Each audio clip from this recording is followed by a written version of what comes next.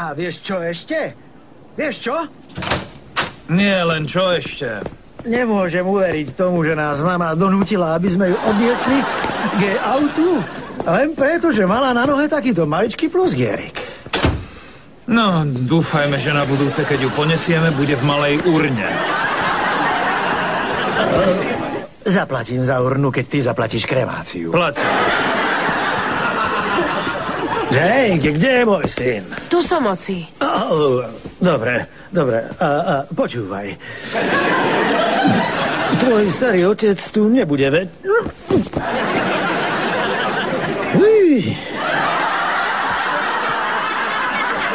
Tu nebude večne. A keď ťa opustím, nechcem, aby si mal ani najmenšiu pochybnosť, že som bol vždy hrdý ako páv na všetky tvoje úspechy, aj keď za veľa nestáli. Počuj, ty si pekne náš rod. Nie, tvoj ocko nie je náš rod. Je iba trocha bzz.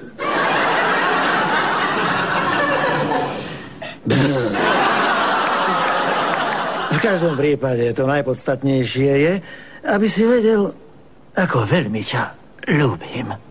Aj čašníkovi si povedal, že ho ľúbiš. Bol to veľmi dobrý čašník. A tiež je veľmi dôležité, aby si vedel, že môžeš byť čím len chceš. Čímkoľvek na svete. To nemôžem. Máš pravdu, to je ten problém. Ale ja ťa ľúbim.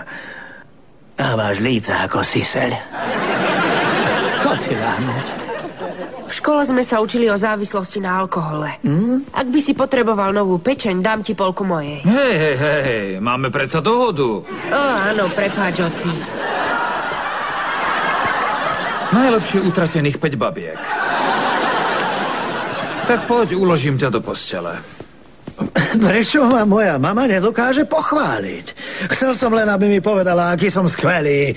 To žiadam tak veľa.